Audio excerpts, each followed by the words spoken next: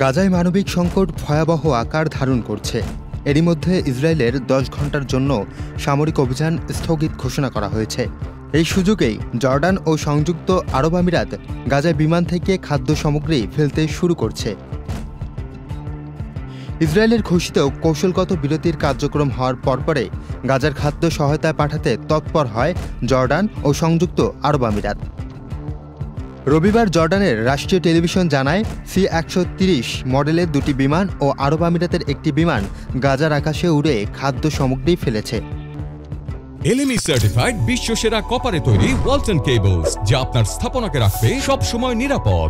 এদিন প্রায় 25 টন খাবার ও মানবিক সহায়তা পৌঁছে দেওয়া হয় গাজার বিভিন্ন স্থানে। জর্ডানের পক্ষ থেকে আবারও জানানো হয়, যুদ্ধ শুরুর পর থেকেই 127 বার আকাশপথে ত্রাণ পৌঁছানো হয়।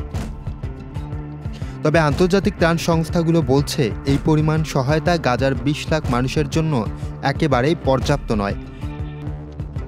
বিবিসির হিসাব অনুযায়ী গাজার মানুষের মাত্র এক বেলার খাবার নিশ্চিত করতে হলে অন্তত 160টি বিমানের প্রয়োজন।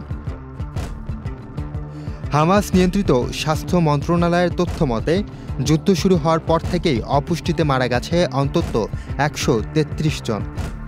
যদিও ইসরায়েলের সামরিক বিরতির ঘোষণা দিয়েছে, রবিবার ভোরে তাদের হামলায় নিহত হয়েছেন অন্তত 15 জন ফিলিস্তিনি, যাদের মধ্যে নারী ও শিশু রয়েছে। ত্রাণ কার্যক্রম জোরদার করার আহ্বান জানিয়েছেন বিভিন্ন আন্তর্জাতিক সংস্থা।